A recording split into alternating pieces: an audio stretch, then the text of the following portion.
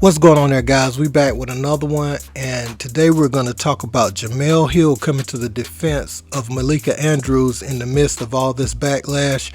We know she was once the female face of ESPN. She even got to the point where she had a show with Michael Smith called His and Hers. It used to come on around 5 or 6, and they would discuss several topics. Jemele's been in the game for a while, man. She often appeared on several shows. I mean, I think she was pretty much on every ESPN show at one point, talking sports. And she would know how hard it is to break through as a woman on ESPN to stand up against these media giants that are male. So let me play you what she said, and I'm going to give you my take, because some of this stuff I agree with, some of it I don't. Jemele's a brilliant young lady. Of course, her relationship with ESPN started to sour when her takes became more on the political side than it was with sports. It was like, maybe about 50-50, and the major network was not going for that at the time, you know what I'm saying? They still not going for certain things, but that was the beginning and the end of her there. But she stepped out, did her own thing, and now she's doing well. So take a listen to what she said, and I'm going to give you my thoughts on it. Have you seen this discourse, and can you help us make some sense of it? Oh, yeah, I've definitely seen it. And I caught some strays because of it. And because, the ashies, as I call them, the ashies and the incels decided that they wanted to either try to weaponize me against Malika or bring up the fact that she is just among a long list of black women at ESPN who hate black men. And it was just disappointing. But more than anything, Van and Rachel, to be 100% honest, it's hurtful. It's really, really hurtful. It's hurtful because a lot of the people saying that, they don't know how hard it is to get to where a Malika Andrews is, where I am. Malika Andrews is not even 30 years old. And she has her own daily NBA talk show. She was, I believe, like the youngest sideline reporter ever at the NBA Finals. She's just, over the last 2 years, been crushing it. The first woman to host the NBA draft, which she did earlier this year. And it's just amazing to see how quickly this has turned from just disagreeing with her opinion of Ime Udoka, which you are allowed to do. And I have no problem if you want to challenge her assessment of the situation, or even if you want to challenge the fact that the interim coach she brought in, his past criminal record, she brought that into the conversation. That's fine. But where you lose me is when you start saying things like she hates black men, start posting a photo or photos of the person that she is allegedly dating and using that as an indictment to come after her blackness. We look juvenile and silly by doing that. That's a pointless conversation. By calling her a sellout, a mammy, a bed wench, all the things that I've been called to. And so that's the part to me that's really, really hurtful. And especially because, and I'm not saying they're the only ones, so that people don't misunderstand me, but especially seeing enough of a disturbing amount of it coming from black men. And that was what Jemele had to say on Van Lathan's podcast. Now, let me dive into that a little bit deeper, man. So that's good for Malika. She's right. Around the NBA draft time, I remember what was trending on Twitter. Guys were in love with her. Everybody was just happy to see her progress in the field, hosting the draft, even hosting NBA Today.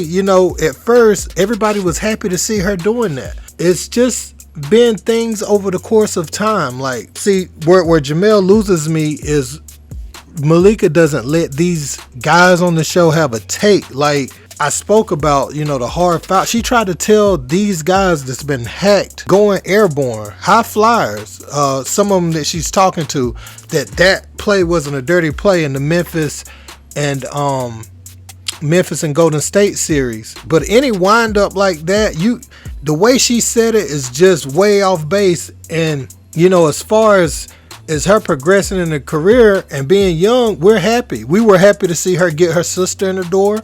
All those things were things we all applauded. But what comes with that is you're going to get the criticisms that Stephen A has gotten. Stephen A has been suspended, 1 or 2 times for making controversial statements that the network deemed controversial.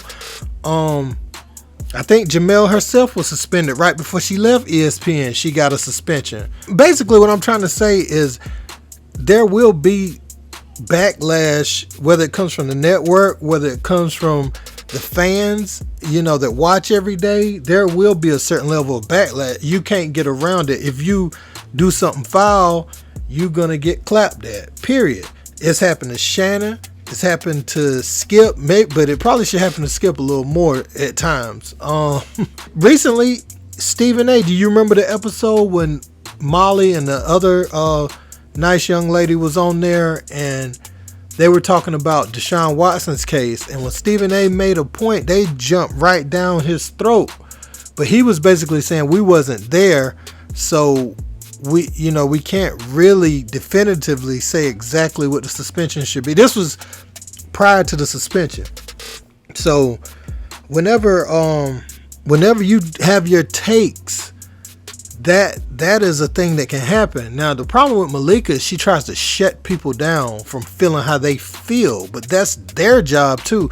The way she has a right to feel the way she feels is the way they have a right to feel the way they feel. So I'm not riding with Jemele on that. And as far as like the Adrian Payne thing goes, after he died, she brought up something that happened at Michigan State. Well, no, let me rephrase that. He didn't just die. He was gunned down. After he was gunned down violently down in Orlando for trying to help with a domestic dispute with which his girlfriend called him over to help with, help one of her homegirls, and he ended up getting shot. That was just not the time to bring that up. Why are you talking about it? And then to run down Joe Mazzulla's criminal record when he gets this job after the Ime Udoka situation, that's where the talk of her having an issue with black men came from. Because yeah, Udoka, you have your takes on that, whatever. But this guy has just been elevated, and boom, let's tear down, let's dig up all his old dirt. Let's dig it all up instantly before he even touches the court. Let's paint his image a certain way right now. And so that's what people had a problem with. It's not her specifically. It's just that specific thing that she's doing. So Malika, you just got to be better. You just got to be better. You got to know not to do that. It can't be open season on people like that. You just firing strays that don't even matter at this point. If something else were to happen, pretty bad like that, and you brought that up and it was something, I still wouldn't like it, but you would have more of an argument if another incident occurred and then you brought back up. If it was like a similar incident and the organization didn't see the red flags, she act like my man was Jerry Sandusky or something. You know what I'm saying? So that's where she loses me. Now, Jemele, I get everything you saying about how hard it is to climb to the top. I'm with you 100% on that. But this Malika getting the backlash thing that you're doing, like that's just par for the course. She wants this status, so her words are gonna be held to a higher standard. So when she says something foul, people are clapping back. It's just the nature of the beast. Man, let me know what you think in the comments. Don't forget to like, share, and subscribe. I got a video coming out soon about Devin Booker, man, because I didn't like what he posted to his IG story after they lost to that Australian League team. So yeah, man, like, share, subscribe. Till next time. Peace.